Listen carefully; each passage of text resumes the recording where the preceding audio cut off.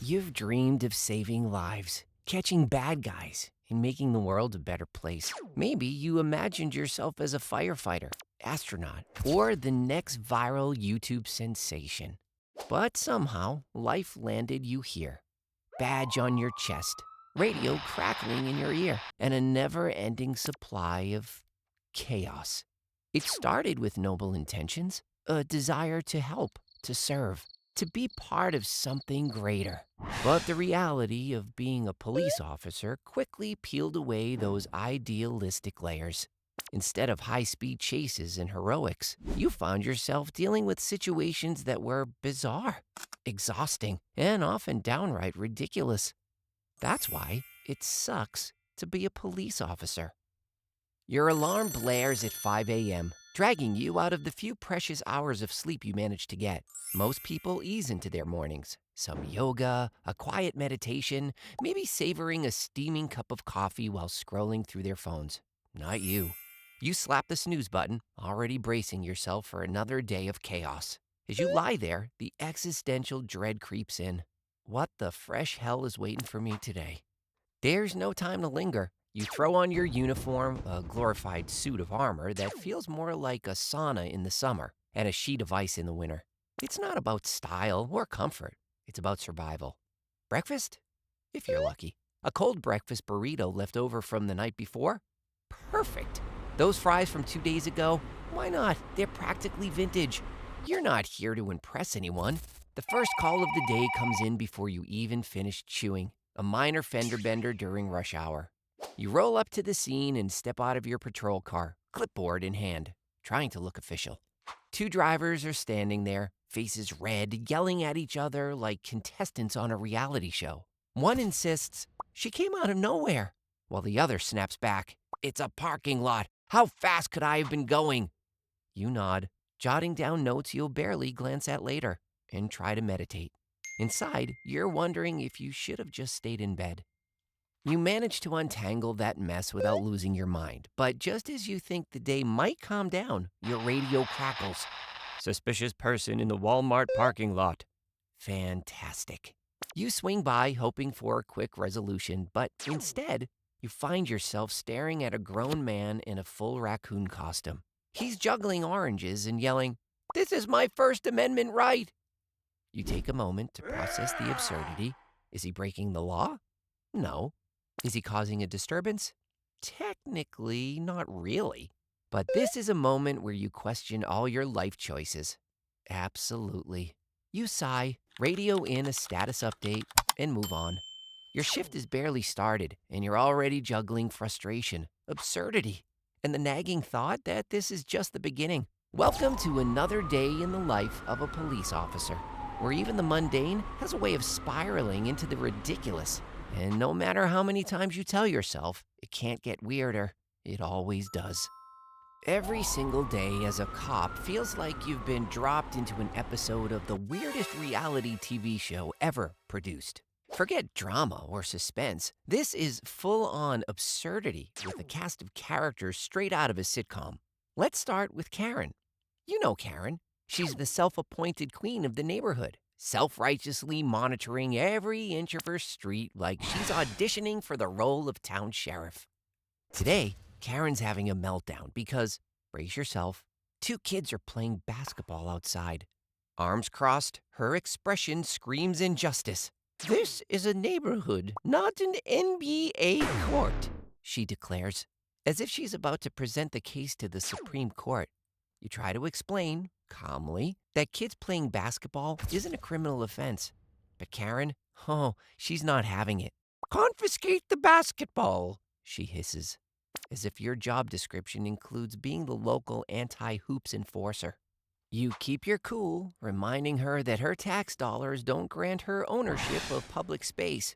But Karen storms off anyway, muttering something about writing a letter to the mayor, like that's her trump card. Classic Karen. But Karen is just the warm-up act. The real trouble comes from the truly bizarre calls you get. A man calls in, absolutely convinced that his neighbor is stealing his Wi-Fi, and demands a full-blown investigation. Another guy calls because his roommate refuses to share the TV remote, treating the situation like a hostage crisis. And then there's the drive-through debacle. A 911 caller furious because their fries are cold, ranting as though you're the official ambassador of fast food justice. These moments make you question humanity's priorities and, occasionally, its survival instincts. And then there are the animals. Oh, the animals. You'd think a call about a cat stuck up in a tree would be straightforward. It's not. That 10-minute rescue mission, it spirals into a 45-minute saga, complete with the cat's owner sobbing, "You have to save Mr. Fluffykins." Meanwhile, Mr. Fluffykins perches on a branch, hissing and glaring at you like you're the villain in his personal horror movie. And let's not forget the time you got called about a suspicious squirrel. Yeah, someone was convinced that a squirrel digging in their yard was some kind of secret spy or government experiment gone rogue. You're standing there listening to this conspiracy theory, trying to keep a straight face while wondering if you're secretly on a hidden camera show. Here's the thing, as a cop, you're not a person. You're a badge, a uniform, and the reason someone's late to brunch. Write a ticket? You're a monster. Don't write a ticket? You're lazy. Damned if you do, damned if you don't. Social media doesn't help. Someone sees you grabbing coffee and suddenly you're trending #LazyCops. And even when you're off duty, you're never really off duty. You're at the grocery store, minding your business, and someone corners you to complain about their neighbor's illegal garden gnome. You're just trying to buy milk, but now you're stuck in a 20-minute conversation about local ordinances. And let's not forget the unsolicited advice. Oh, the advice. Everyone thinks they know your job better than you. Why don't you focus on real crime, they say, as if you didn't just break up a bar fight where someone tried to use a pool cue as a weapon. It's a thankless job where even your best efforts are met with criticism from every angle. Being a cop isn't just about enforcing the law. It's about filling every role under the sun. Forget about the badge. Most days, you're more of a therapist, social worker, animal wrangler, and occasional marriage counselor. It's like the world collectively decided, you're here, so fix it. Noise complaint? You're the referee in a shouting match between neighbors. Lost dog? Time to channel your inner pet detective and track down Mr. Wiggles. And let's not forget the squirrel in someone's attic. That's right. Officer, grab your cape.